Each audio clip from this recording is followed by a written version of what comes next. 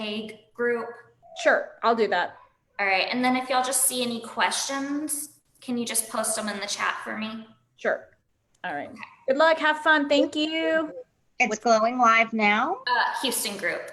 Thank you. Maria, can you check to make sure it's on there? Yep, it's live. I see it. Okay, All excellent. right. So then Allison, I'm going it. to go ahead and make you the host. Awesome.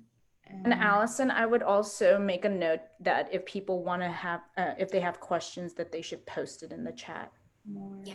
Good point. Yes. Okay. All right, are you the host? I am the host. And All right. Maria, is the live still up? Give me 1 second. I am looking at it right now. I'm looking at it right now. It's live. Okay, excellent. Allison, it will tell you when people are going to come in and you'll have to admit them from the waiting room. Okay. She just got nervous. I know, I'm like, how do I do that part? All right, technology. Woo-hoo. We're live. I'm not gonna lie, that part kind of scares me, the technology. The technology is seriously the hardest part of all of this. It's like I can talk, but in front of a computer, it's a different story.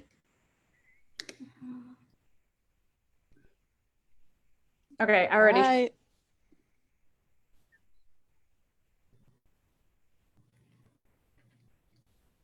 Okay, let me just, where does it tell me if people are coming in? Under participants. And then it'll show that people. Oh, Jessica Reyes is waiting. Yes, I see it. Cool. Hi, Doriana. Good. Hey everyone. So we're just gonna wait a couple more minutes, let people have an opportunity to join us. Hi, Jessica. It's been a long time.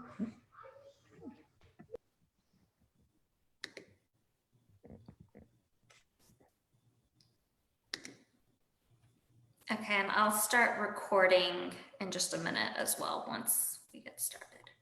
Hi, I'm on my phone, so I had muted. I don't know how to use the Zoom so much on the phone, but how are you guys? Good. How are you doing? Doing good. Good. All right. Hi, Melissa.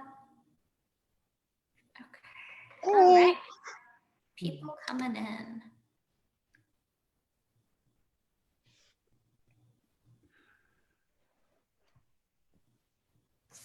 Okay, so for those of you who don't know Karen, she is a pelvic floor physical therapist in Houston, and we are super excited to have her here today.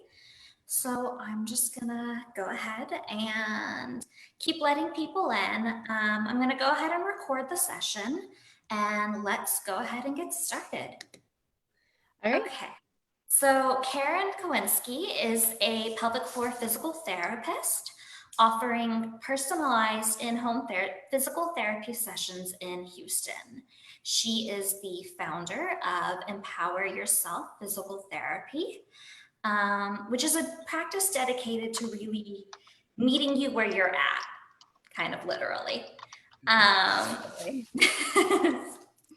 So she empowers patients through confidence and care with the belief that you can make progress through small changes that feel manageable. If you don't have time to come to PT 3 times a week, that's okay. You know, you can do what you can do, and you can make those changes to help you meet your goals.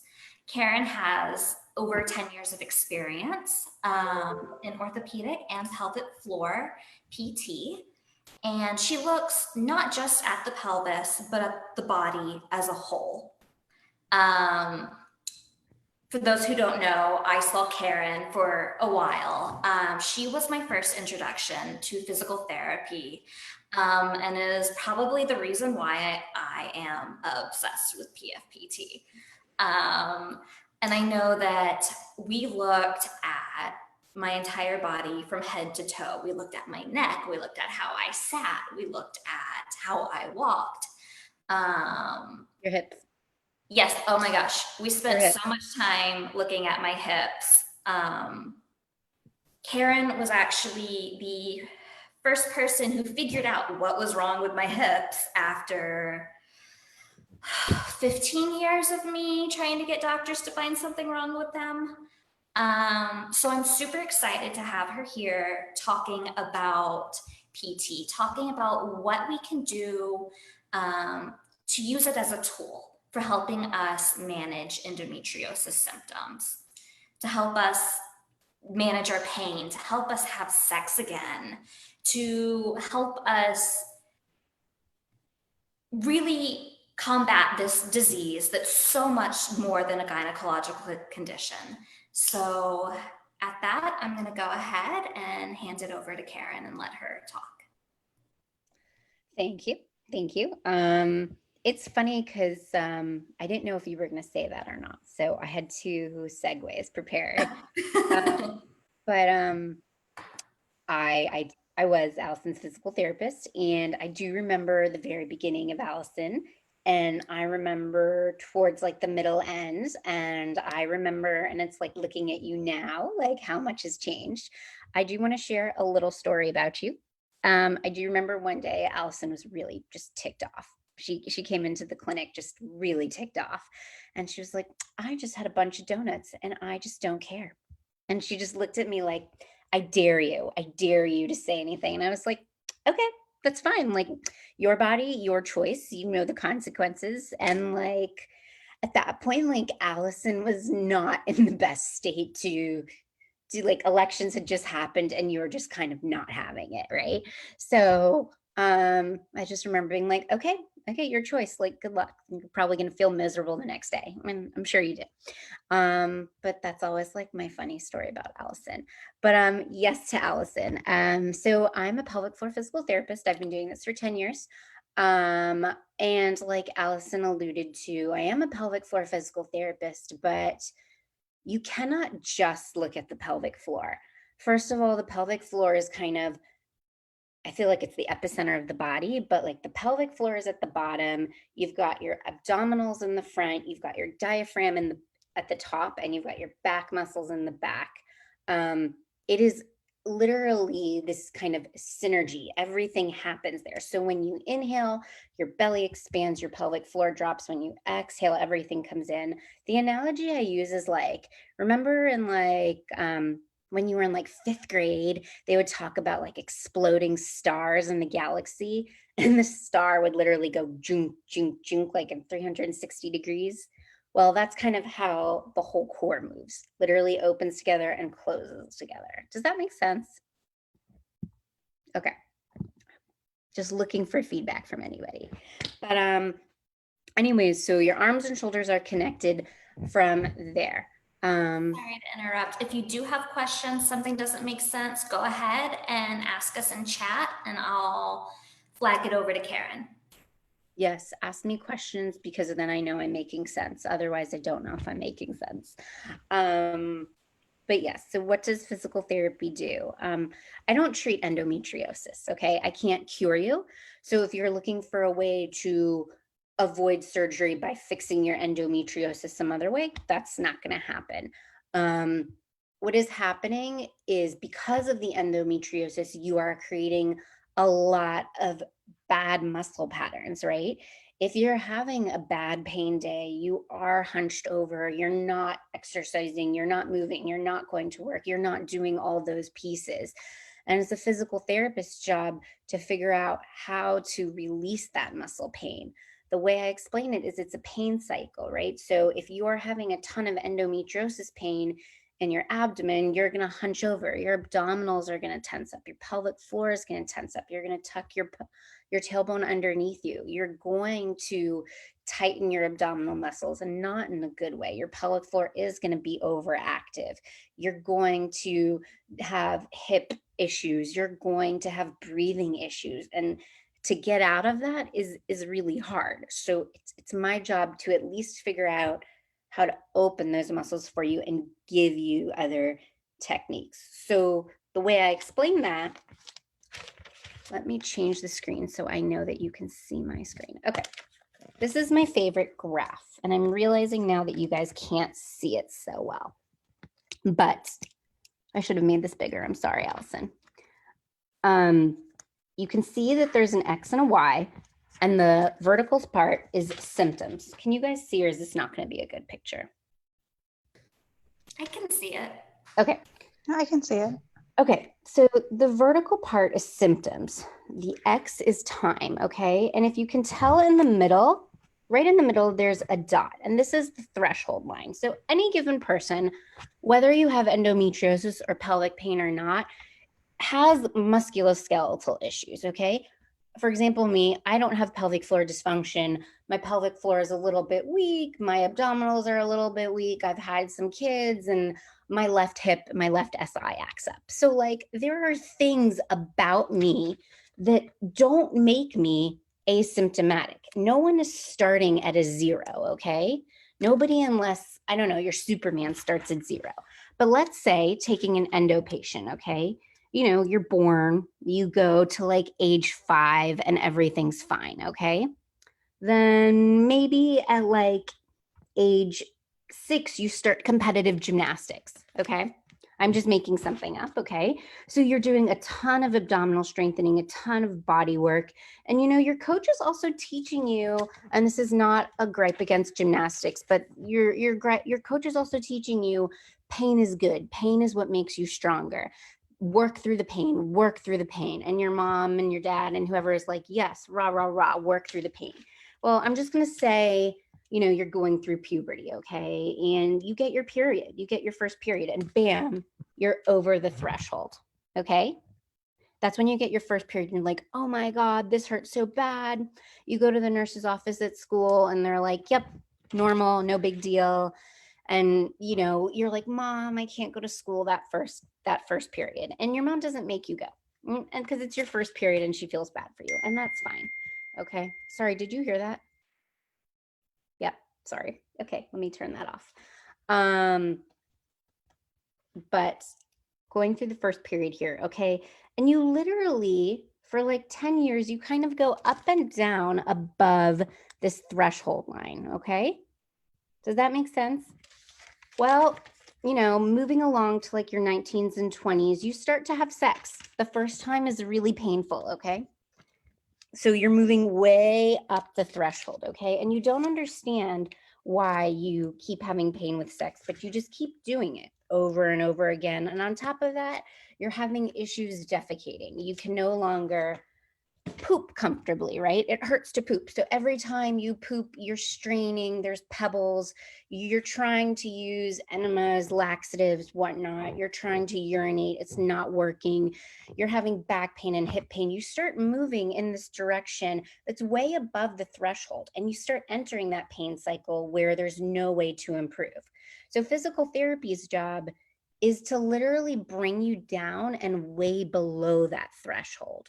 So we're not fixing the endometriosis, but what we're doing is we're teaching those muscles how to relax and how to stretch the hips, stretch the abdomen, open things up so that when you do have pain, you have tools to control that pain or at least help yourself. So let's say you're having a really bad endo day, because that's going to happen, right? You know what you need to do to, at least for that first hour or two, get rid of the pain or deal with the pain with whatever pain pills you have. If you have a TENS machine, if you do a warm bath, if you do a massager, TENS, I don't know, whatever you've worked out with your team. And then, you know, you work through that. So at that point, after the pain has subsided to like a 3 or a 4, you start moving again. You start going for a walk. You make sure you're eating again and hydrating and doing all those pieces to bring that peak down. Okay, so the question is, how do you do that? So the answer is a lot of things, right? So obviously this talk is about pelvic floor physical therapy. So that's the first piece. Nutrition is a big part of it. And I do think nutrition has gotten a lot of flack over the years. And I also think in the last 2 or 3 years, people are starting to give it the attention it deserves. The science isn't there. But like, you know, my anecdotal story with Allison is, you know, if you eat something and you know it's not feeling good, then it's not good, right? It's that simple. But I get it. Like, you want to eat it and you've had a bad day, and like, it is what it is some days. You're not going to be perfect every day, but you know, you go for the majority. And the first thing I recommend patients to do is to do a food journal. Okay. Literally write down what they eat 24/7 for about a month or two. Figure out what are the triggers. You know, I try not to recommend a full-on anti-inflammatory diet right off the cuff, because that's really hard and can be really miserable.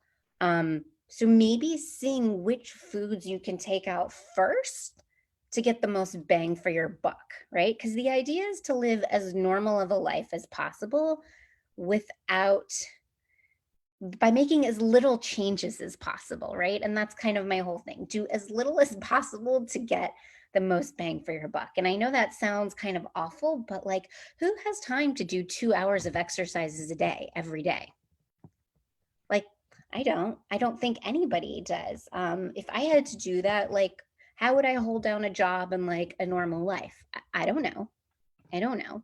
And the goal is to live as normally as possible, whatever that may mean for you. So that's nutrition. Another thing that has gotten a lot of flack is meditation, right? Meditation has been talked about as like way too zen and way too, my patient last week told me it was too froofy. Those were his exact words, froofy. And I was like, okay, well, let's talk about why it's froofy. And he envisioned like a hot room with like a Buddha doll and like incense and like saying Om. You know, that's extreme, right? But when you explain the pain cycle and you talk about it, how it's an upregulation of the sympathetic nervous system, which is your fight or flight response, right? So when you're in pain, you clench your gut, your heart rate starts going up, you start sweating, you know, you can't really think straight. Well, that's driving your fight or flight symptom. Your pain is actually going to be magnified. What meditation does, and we can call it meditation or we can call it belly breathing or deep breathing or slow breathing, drives the sympathetic system down. It allows you to literally calm yourself down. The app that I recommend is Headspace, and Headspace has a lot of free meditation. You know, I think it's $12 a month otherwise. But I think Headspace does a really nice job of it. And they have a lot of free versions out there. You can have a Buddha doll. You can do however you want. Some people recommend doing it lying on your back. I actually recommend doing it in whatever position is comfortable for you. I don't really care what position you do it in, position that's comfortable. We talked about nutrition. Acupuncture is another good one. Try it. You never know. You might like it. The other one, Melissa loves Headspace. I love Headspace too. The other one is yoga. The thing that I recommend specifically about yoga is slow flow or restorative yoga. Again, I also get a lot of pushback on that because it's boring. Well, it's boring if you're doing it very passively, because what restorative yoga is you are in a position and you're breathing and you're holding the stretch. Well, getting into the position can be boring, but once you're in that position and you're breathing, you're literally mapping through your brain how to relax the muscles. So you literally do a mental check from jaw, shoulders, hands, ribs, belly, pelvic floor, all the way down to your toes, how you can literally let go. And you can feel that. I tell people, people will be like, I don't know what you're talking about, Karen. I'm not tensing. I'm tensing. And it's like, they're like, I'm not tensing. I'm like, okay, you are tensing, but like tense even more. Bring your shoulders into your ears. And I'm like, okay, what's the opposite of that? You know, sometimes you have to see black to see white. Sometimes you have to see yes to see no. So that is another way, like tense everything up and then come down in some capacity. That will help you. The other one I recommend is belly dancing. Yeah. Never realized how tense I was. Yeah, I know. Sorry, I was just reading Allison's note. Belly dancing is great because Endometriosis can be everywhere in your body. But for the majority of patients, it's somewhere in the lumbar pelvic area, right? It's somewhere between the ribs and let's say mid thigh or hip bone, okay? When you're belly dancing, you're moving those bones, you're moving those muscles. And for a lot of you, those are the muscles you normally don't move.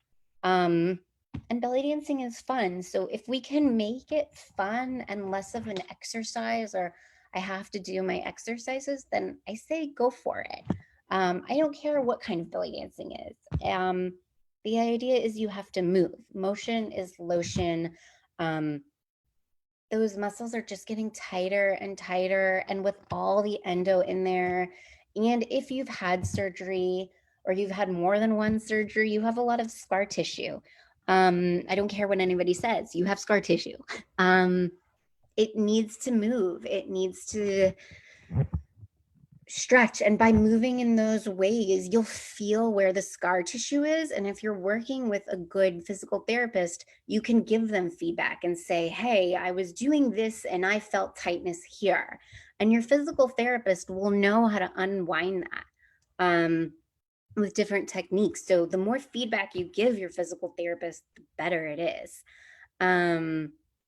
So if you don't have access to physical therapy, those are all really great starts. Massage therapists are also good too.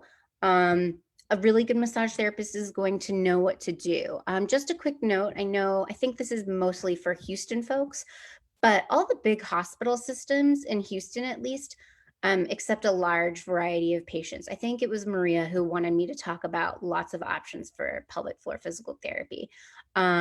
I know Herman Memorial, Women's Hospital, Methodist, TCH, and Ben Taub, Harris County also has a program. Okay, so I'm out of network, but I know all those places do have in-network options. So I just want everybody to know that you have a lot of options. I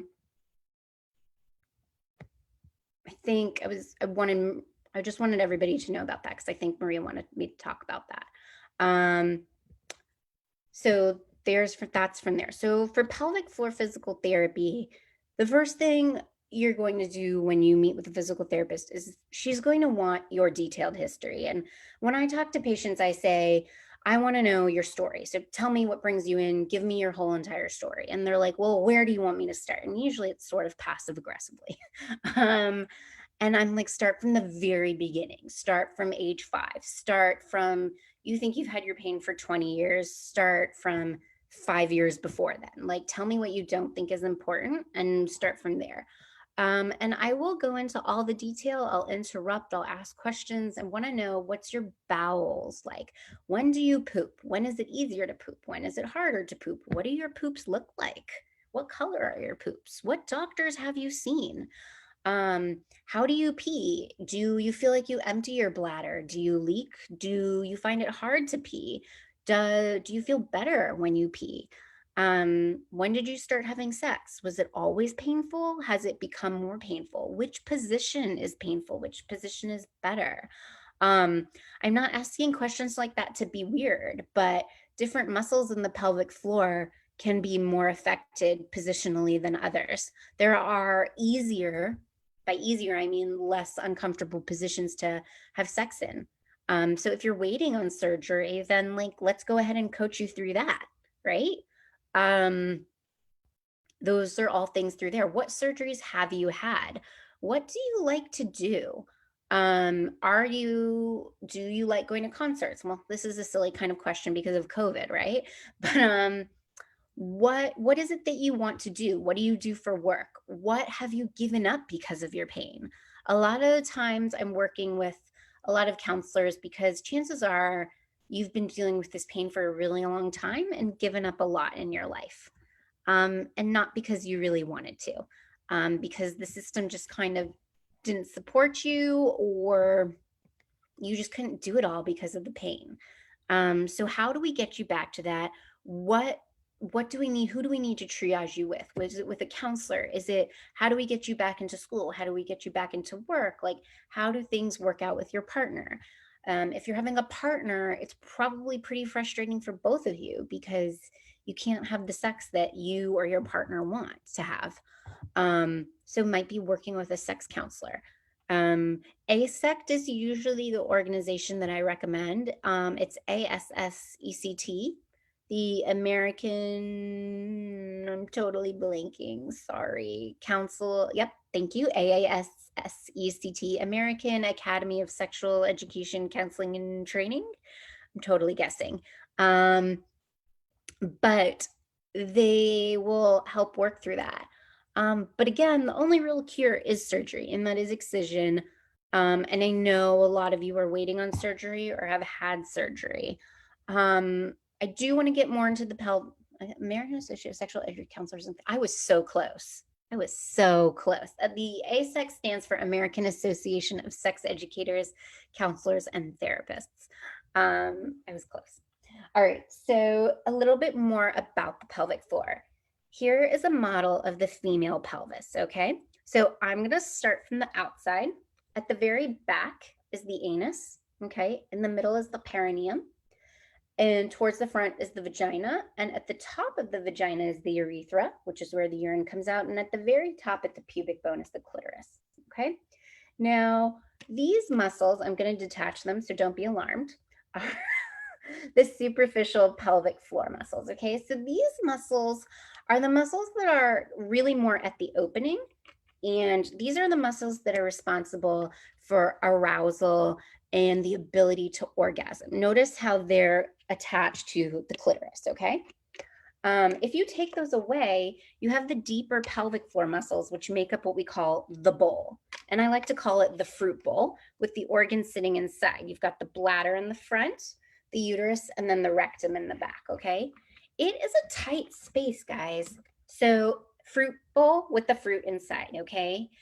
There's not a lot of wiggle room. So if there is something in there like endometriosis, it's going to take up space. If you have endo on your bladder, on your rectum, it is going to affect your ability to move your urine and move your stool. Most definitely, like it's literally an obstruction. If it's around the vagina, you're going to have issues with intercourse, okay? But the idea is, again, talking about that pain cycle, the endo is in there and it's literally these micro bombs of inflammation that are going on, okay? And without geeking everybody out, like inflammation, there's all these chemicals that happen that literally create blood flow issues and cause your brain to perceive more pain.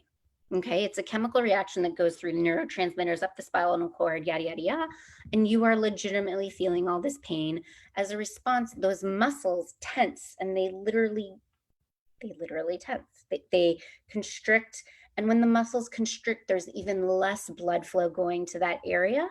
And there's more toxic buildup, there's more lactic acid buildup, and you develop more pain. So how do we relax that? Okay.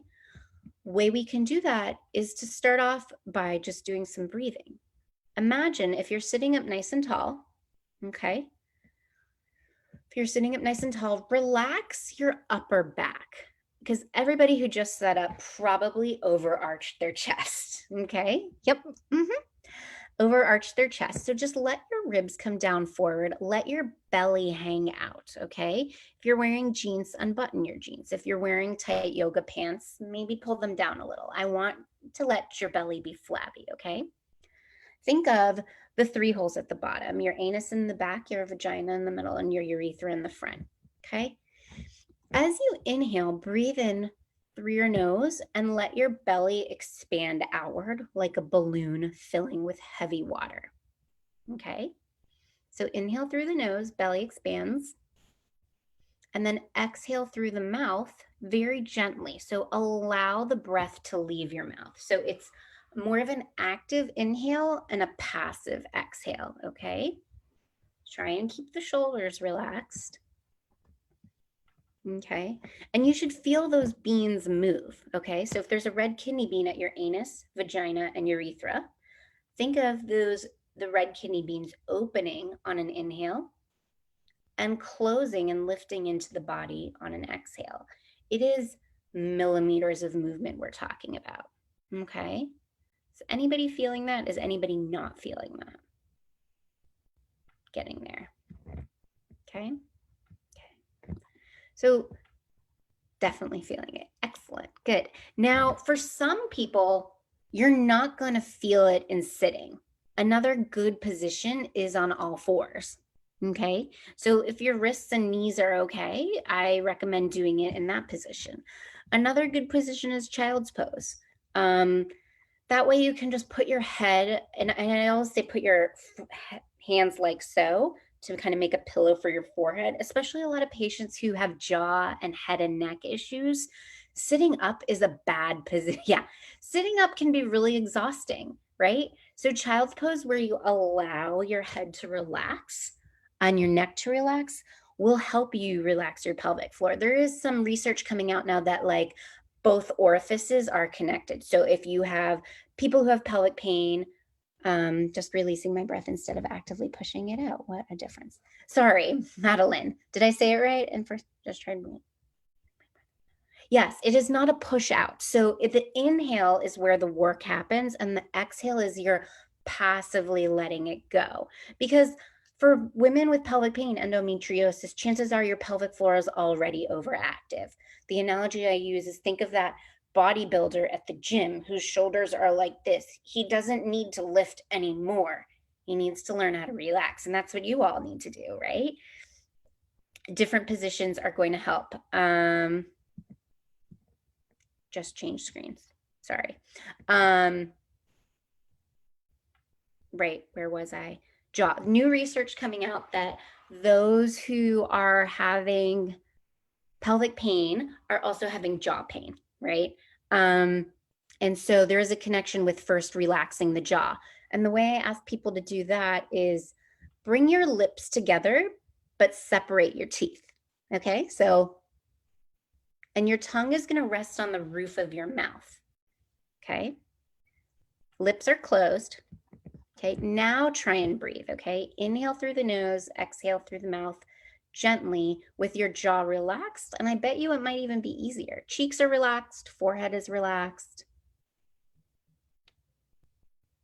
It might feel easier.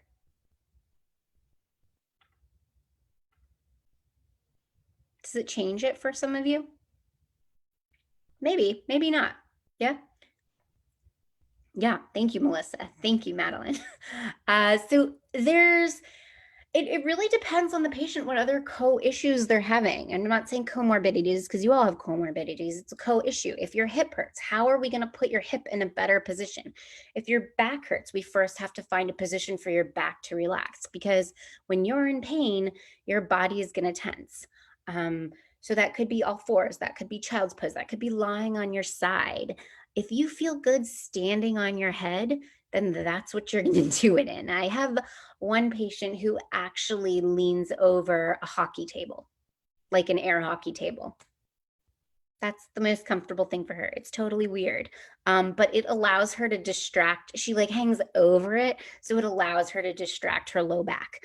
And that's the best way. And then once you figure out how to do it in this position, it's totally not functional, right? You can't just like stop your day and just sit there and do your breathing. You have to be able to move it into a functional way. So then you start working on how are you going to sit at work? How are you going to drive? How are you going to walk around? How physical is your job? If you like to exercise, do you like to spin or do yoga, Pilates, dance, soccer? I don't know. How are you going to do that? You may need to do some like pre-warm-up exercises before you do those activities. And that's totally doable too. Yes. Any questions at this point so far? Not yet. Do you also breathe? Do you also breathe out your mouth when you do the jaw exercises?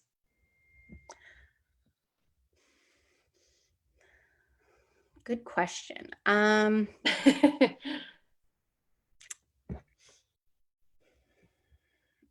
It's so gentle. Like that the way I explain it is think about a balloon filling with air and you're slowly letting the air out of the balloon. Mm-hmm. Okay. So it's such a tiny bit, I would, because otherwise you're going to get like a backup of pressure. Okay. And for you, it might be something you'd have to play with, like in a position that whatever position is comfortable. If you feel more comfortable doing it with your jaw slightly open or your lips slightly open or slightly closed, which way do the beans move more? Okay. Sorry, guys, I need to turn off my phone. I don't know how to disconnect my phone from my laptop. And can't do the IT stuff. Does that help? Yes, thank you so much. I really appreciate it. Yeah, because jaw issues are huge. Another one for some people is putting their arms, like if you're having shoulder, upper neck issues, is putting your arms like a genie and like leaning it on a chair or a table. That also allows you to relax your neck muscles. Okay. Whatever issue you're having, you have to kind of work around it in that respect. For a lot of you, there are going to be hip issues. For some of you, your hips are one of my favorite things because you can have actual hip issues, like true musculoskeletal and true bony hip issues, kind of like our dear dancer friend. But yep, labral tears, yeah. So can I talk about you a little bit? Yep. Okay. So our dear friend Allison over here was a dancer for, I don't know, like 15 plus years, like a serious dancer. And so she had some massive labral tears. So we had to address that. And I'm pretty sure you may have had surgery. No? So what we decided to do was to wait and see. So we did the PT end and then wait and see how my excision surgery impacted the labral tear issues. You sent me for a consult with a surgeon though. And how did the surgery affect your labral tears? I feel like they got a lot better. Because, so one thing that we talked a lot about is how smart the body is in trying to compensate. And so with the endometriosis problems, that was really exacerbating the labral tears because I was doing so much to compensate in my pelvic floor. For example, I was like totally dancing from my pelvic floor. And because everything was just so tense that's just where everything was centered. Right. Absolutely. Madeleine asked, how do you diagnose labral tears? I was also a dancer for 15 years. You know, it's really interesting. There hasn't been a study checking dancers with labral tears. And no, sorry, there has been studies shown that dancing, specifically ballet and point, causes labral tears. Absolutely. But there hasn't been a study connecting like ballet dancers and endometriosis, which is really interesting to me because I feel like there's a really high correlation. How do you diagnose labral tears? Madeleine asked. So the gold standard is an MRI of your hip. Okay. But you can't just walk into an orthopedist's office and ask for an MRI. It doesn't work that way, right? If only healthcare was like that. Usually what happens is there's a lot of clicking and popping. There's a lot of overactivity in your pelvic floor. And you have a lot of front hip and sometimes groin pain. It can be a little bit deep. It can be deep and a little diffuse. Allison, do you have something to add? I remember after, A lot of inner thigh tightness, so much inner thigh tightness. I think I subluxed my hip in your office. Yeah, you did. You had this awesome kind of clunk, clunk, clunk, clunk. Like she did it once and I just totally creeped out. But you were the only person who had ever seen that and went, oh, I know what's happening here. Right. That was kind of her gimme where she could literally like pop it out and in. And there's a difference between hypermobility and those people who are hypermobile but can stabilize. If you can pop it out and pop it in, but there's no stability, it's not good. Side note, you have to make sure, just like, you know, you need a specialist for a good excision, you also need not just a regular orthopedist. A regular orthopedist will, most of like hip orthopedists specialize in like total hip and total knee replacements, and that wouldn't be what you would need. You would need somebody who could do a labral surgery correctly, and you want somebody with good skill. So that's a separate topic that we could get into at another point. Again, also like when traditional things have failed, when that femoral head, which is the top of the thigh, is coming forward and we can't really get it to go back deep into your butt. So the way it's working with your pelvic floor, this is a side view, your pelvic floor is here and your glutes are back here. If those glute muscles are so tight but weak, and then the pelvic floor is super tight, it's not going to allow the thigh bone to come back deeper into the hip socket to stabilize. Again, you need a good specialist for that. And if you don't have a labral tear, PT should be helping. And if you have endometriosis, that's an added complication. Stacy Futterman, who's in New York, I don't know if any of you have heard that name. She's a pelvic floor physical therapist, and she did a study with an orthopedic surgeon where they just tested the correlation of those who had labral tears and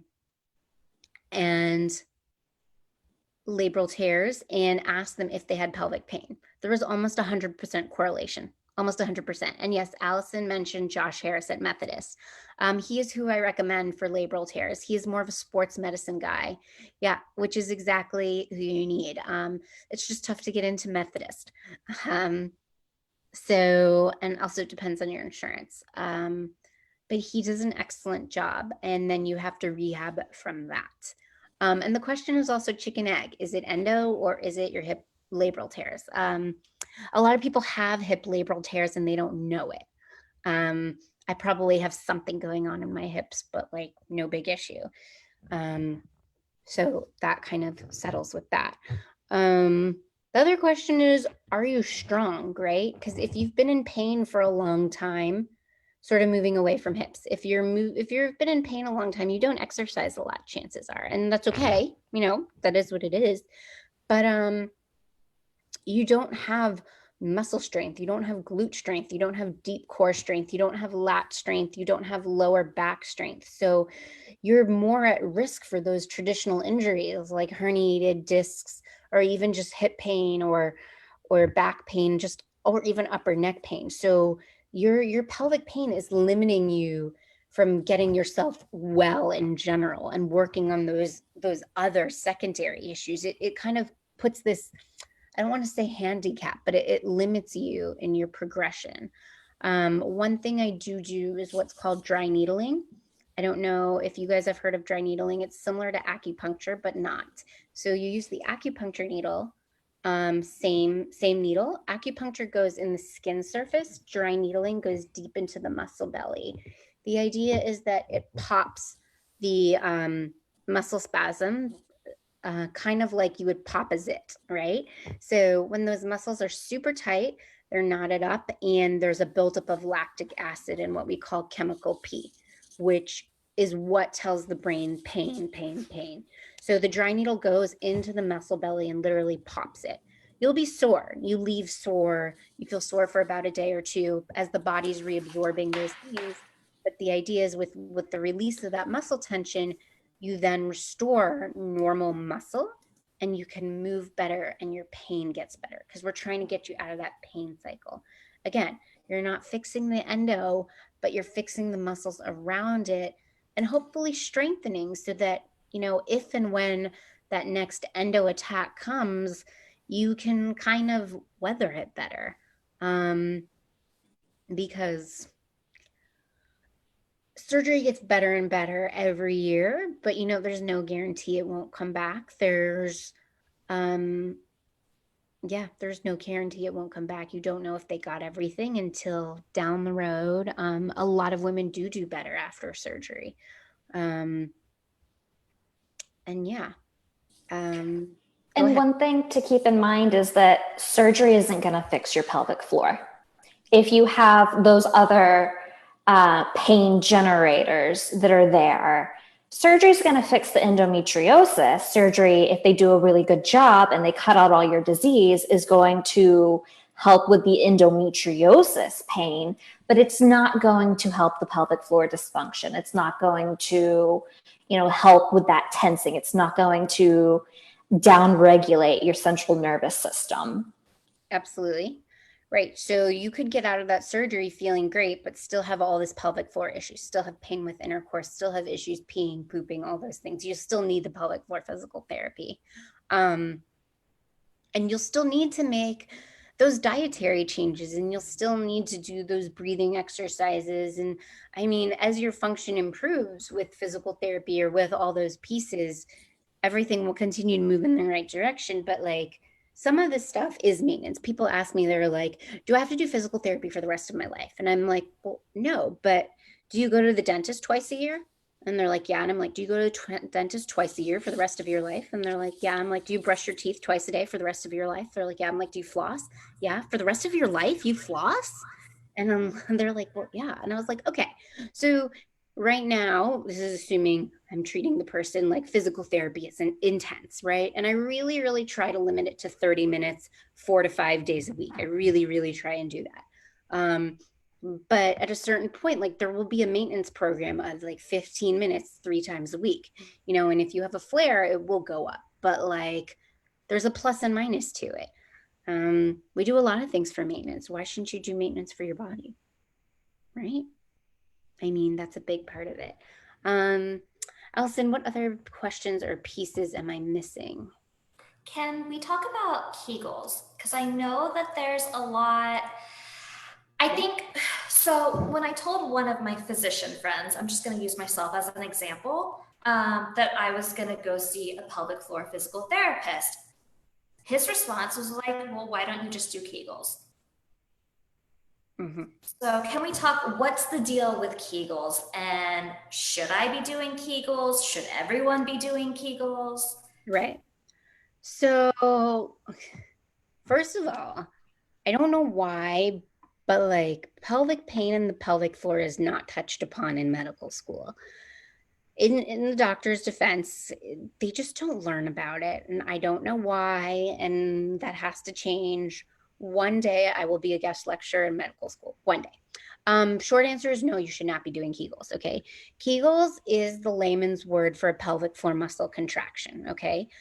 If you have endometriosis, there is a really, really, really good chance that your pelvic floor is already overactive, meaning it is tight. It is held in a state of tension. You are holding a Kegel. It doesn't mean your pelvic floor is strong, okay? So you can't say, well, at least my pelvic floor is strong. No, most of my patients who are in pain have tight pelvic floors and weak pelvic floors.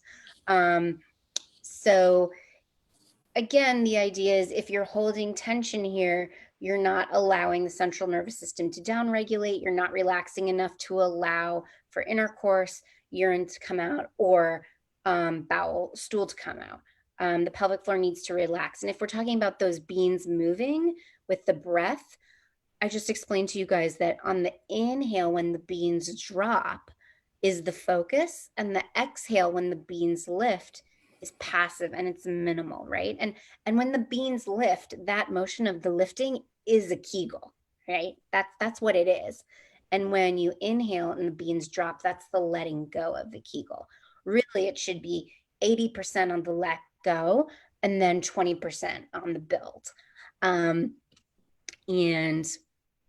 people ask me, like, well, are we ever going to do Kegels? And I'm like, absolutely. When your pain gets about 75% better is when we do Kegels. Melissa just said, my mom tried to tell me that I should do Kegels. Luckily, I knew enough to educate her that it's not good for endo patients. Yeah, she meant well. Yeah, she meant well. It's true.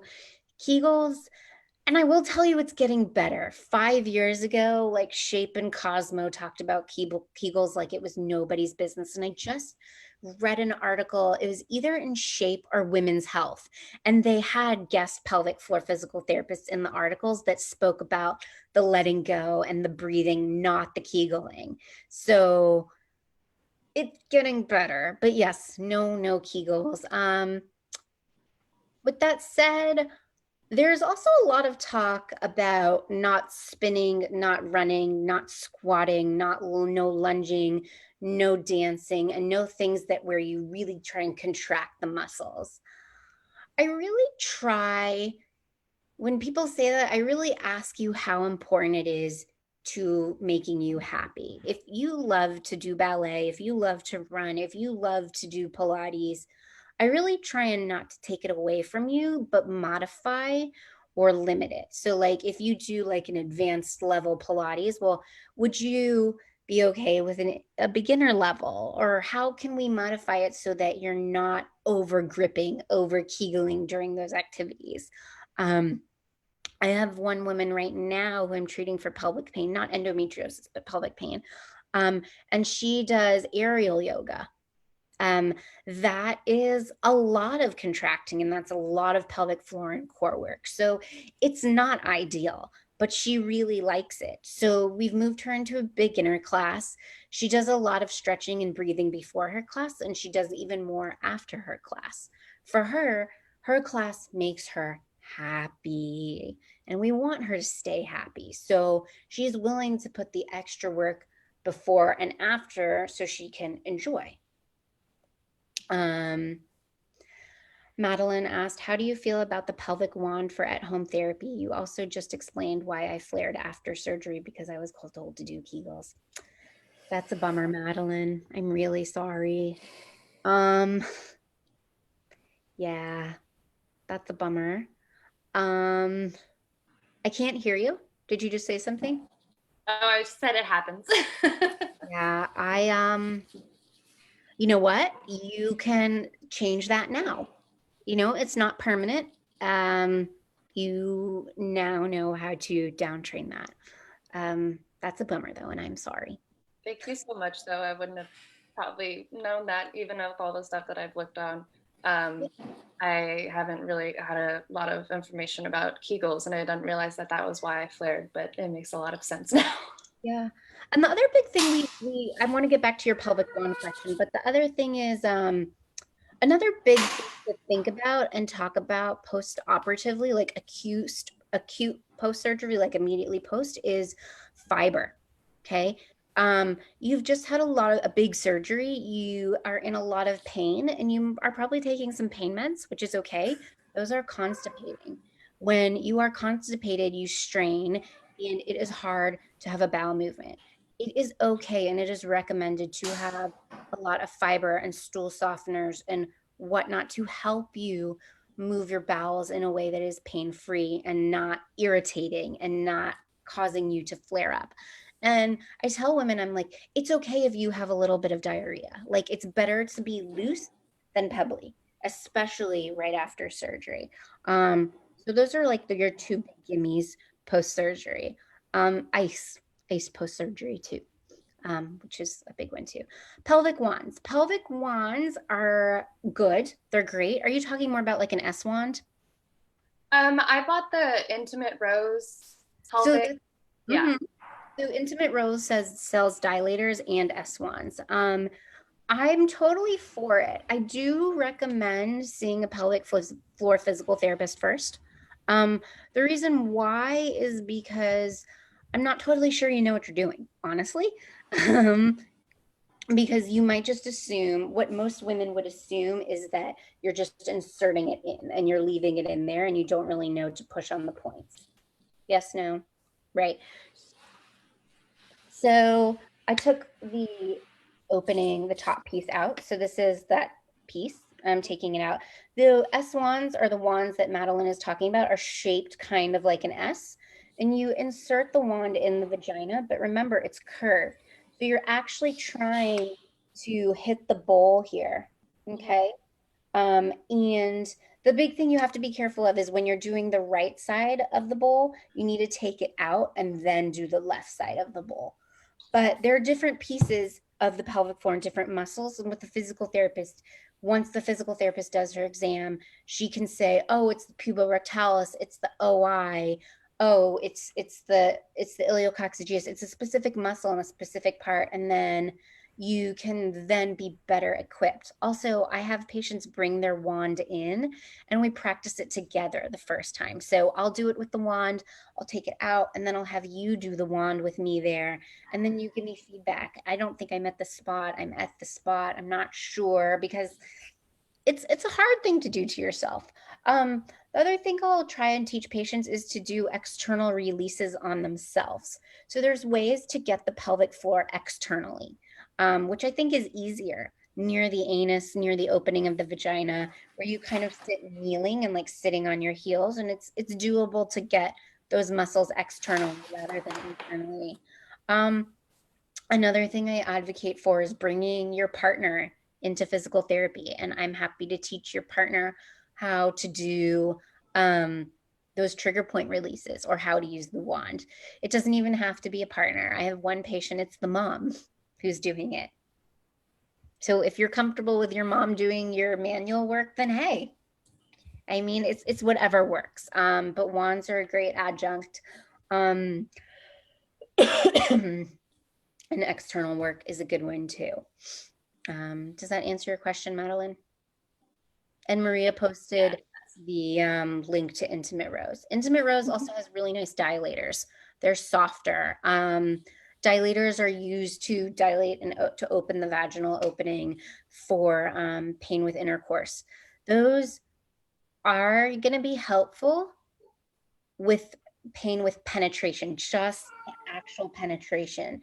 But if you still have endometriosis, I wouldn't expect you to have pain-free intercourse until you actually get rid of the endo. So that would be a surgery, most likely. With physical therapy, if you are waiting for surgery, we would probably work on positional modification or to see if you have deeper trigger points inside your pelvic floor.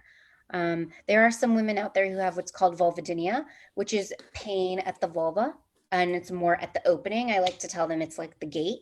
Your gate is on fire, but once you get past the gate, it's fine. And dilators are a really nice adjunct for them. It's a little bit more complicated for our endo people, which again is a bummer for you guys. Etni, did I say it right? I think so. I've been doing a lot of exercises and using my own body weight since I'm not going to the gym due to COVID. I've noticed that I wake up with back and hip pain when I do a lot of squats and lunges. I didn't think that those exercises were overstimulating my pelvic floor that much. Depends. How are you doing your squats and lunges? I don't know. That really depends. You looked like, are you about to say something? Yeah. I'm thinking I'm not doing them right. You might not be. So your pelvic floor should move. The way I teach squats is to inhale and let the beans drop on the way down, and to, again, gently lift the beans as you come up. And that really requires you to stick your booty back. And the cue I use is stick your booty back like J-Lo, be J-Lo. Because you really want that butt to come out, not kind of tucking your butt underneath you. If you can't do that, then you probably shouldn't squat so low. The people that I use to do the exercises for, they say that as well.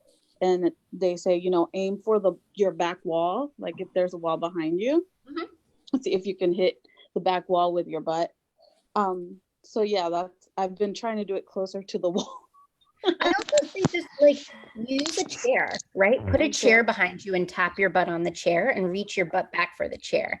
That's another one, but it would really, you'd have to send me a video of you doing it or something like that.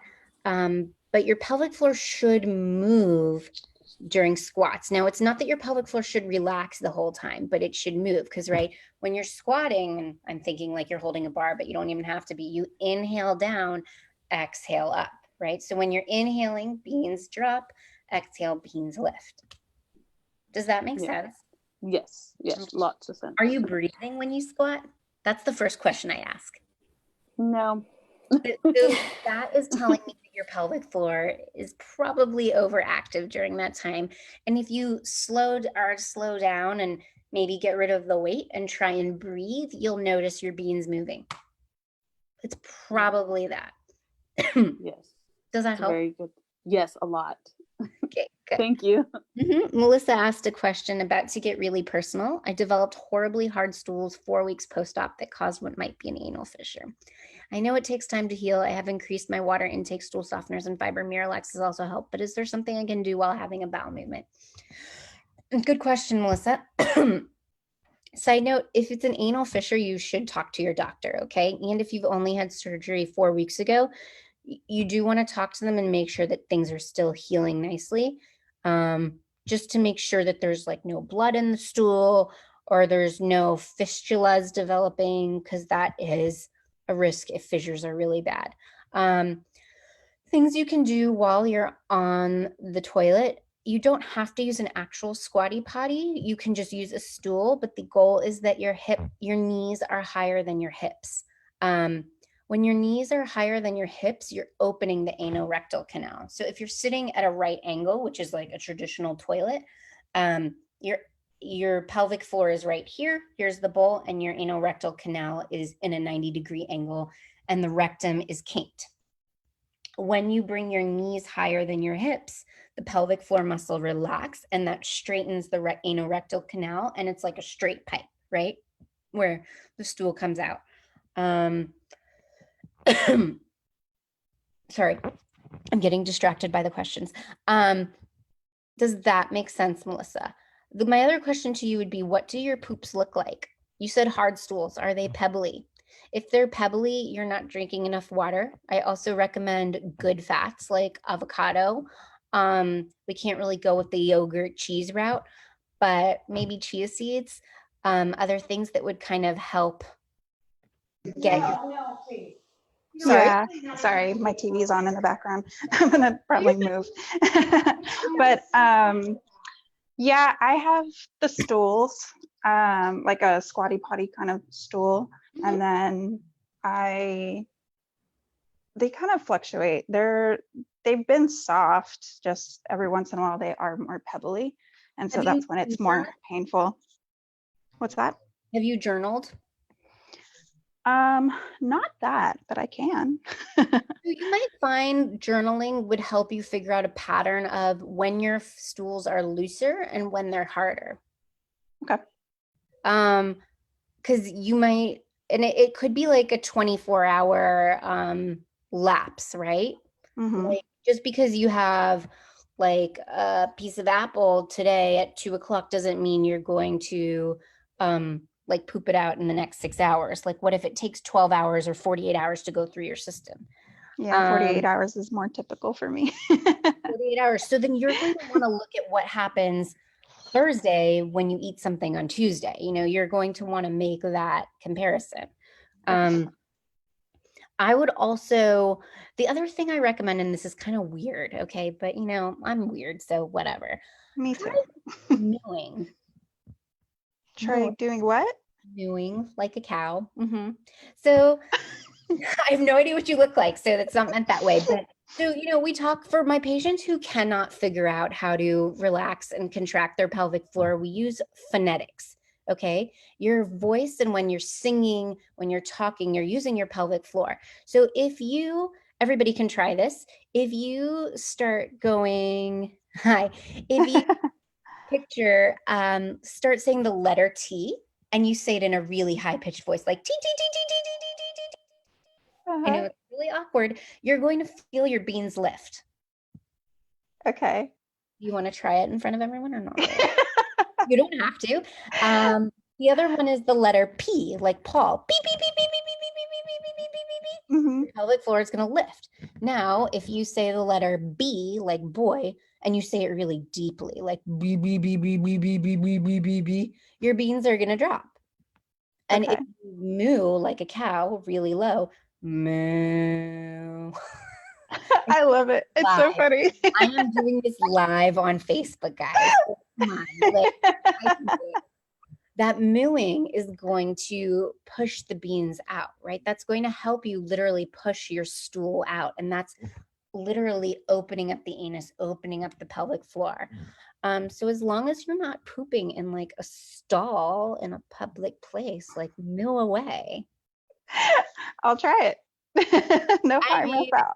you can play with it, right? I know. And Yeah. Allison's just like, OMG. But yeah, phonetics. Yeah.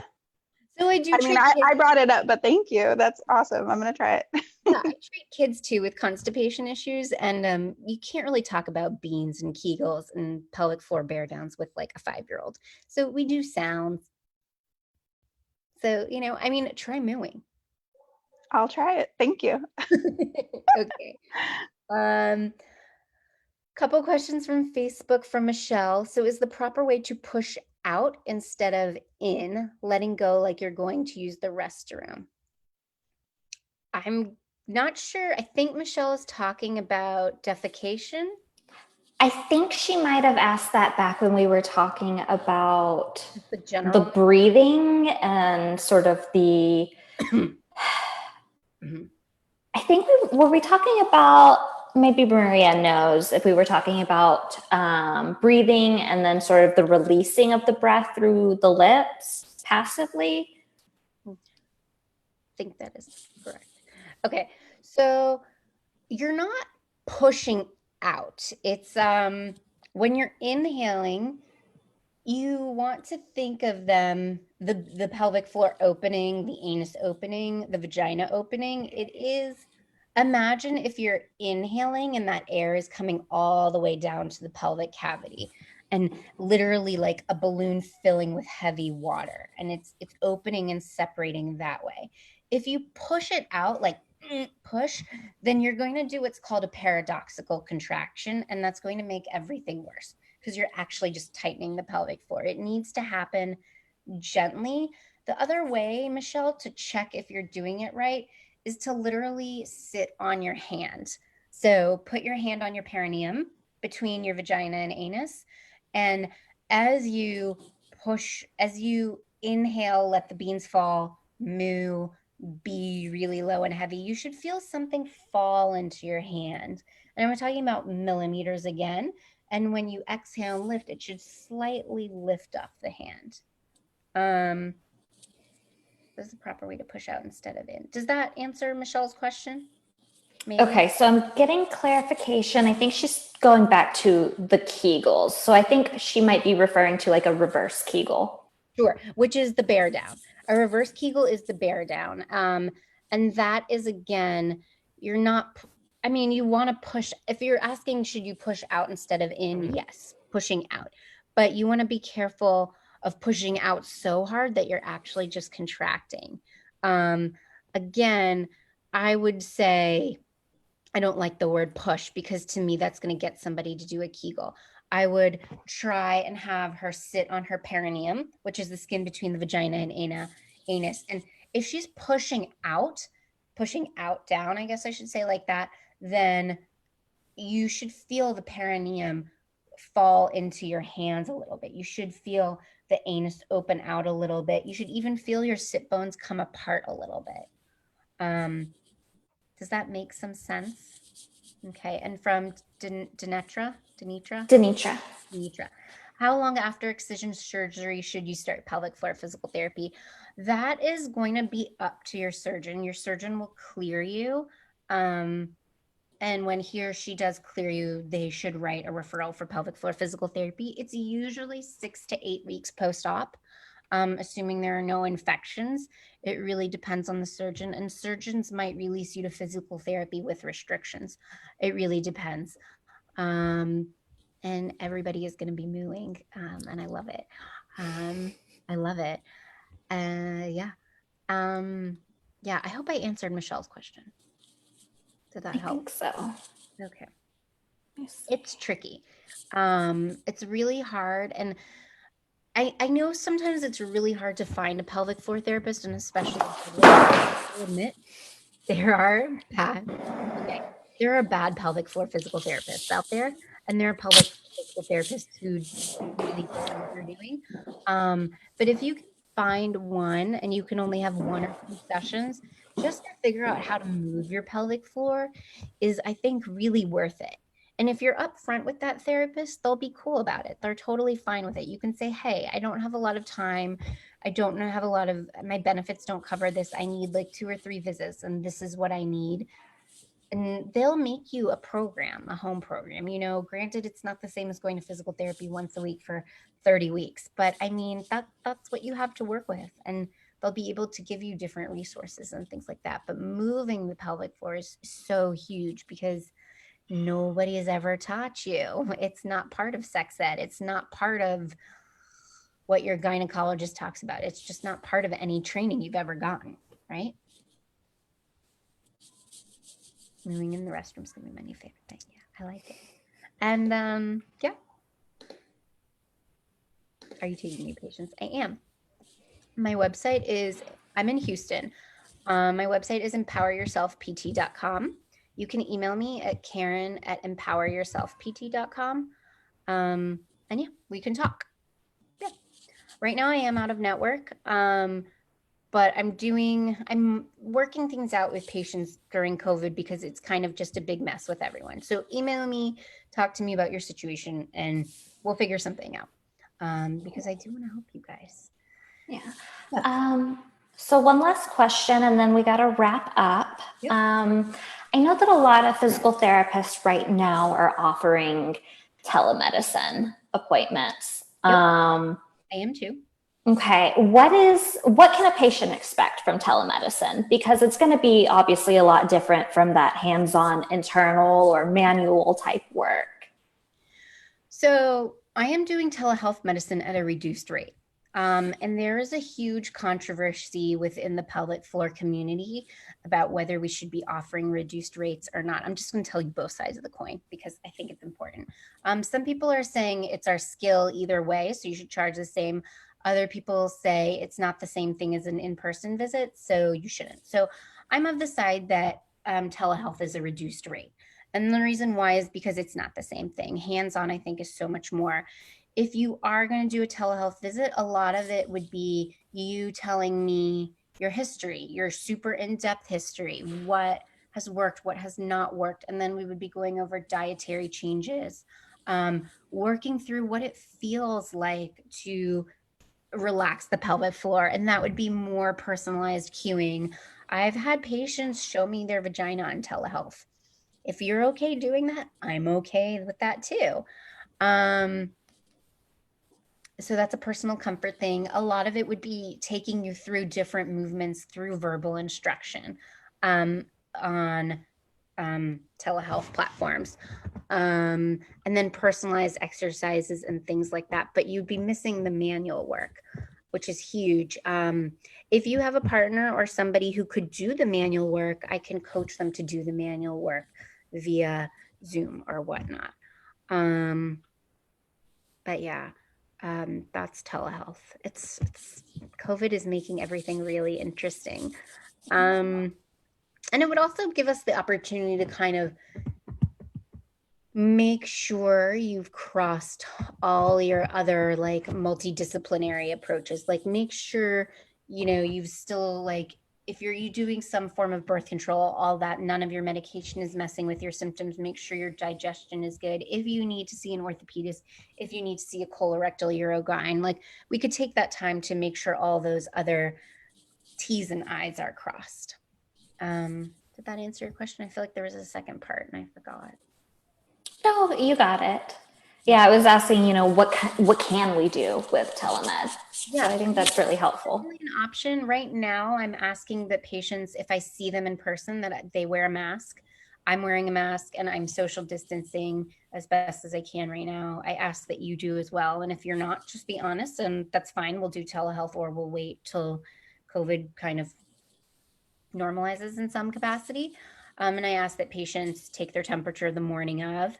And if they've been in contact with anybody, shortness of breath, coughing, fever, all the usual questions, then we'll reschedule. And there's no charge for that, obviously. And yeah, that's the best thing. If anybody has any questions about physical therapy or just in general about their healthcare, I feel like healthcare is its whole other beast and it's really hard to navigate and everybody needs an advocate. You are welcome to contact me. I'm happy to be that resource for you guys. Thank you. I definitely feel like you were that resource for me in the beginning, especially. It's really hard to navigate because everybody needs, they call it like a medical navigator or like a caseworker. And I'm like, there has to be somebody like that. You know, it's not the same as having strep throat. It's not like a one and done thing. And there needs to be people communicating and also like problem solving for you. Right? So that maybe will be my next shtick, but yes, I was happy. Well, thank you so much. We were so excited and happy to have you here today. If anyone has any additional questions, you can leave them in the comments in the event page or on the live video on Facebook. Also, can I just ask everyone to unmute and let's end this by mooing.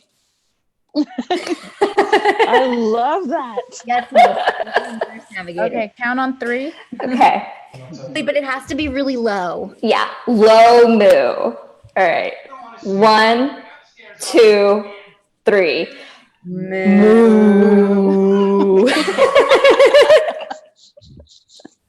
Did everybody feel it? Did everybody feel it? I'm not crazy. I felt it in my pelvic floor. Yeah. Okay. Great. Thank you so much, guys. Thank you for joining us, Karen. It was really great to talk to you. Bye. All right. Bye. Really.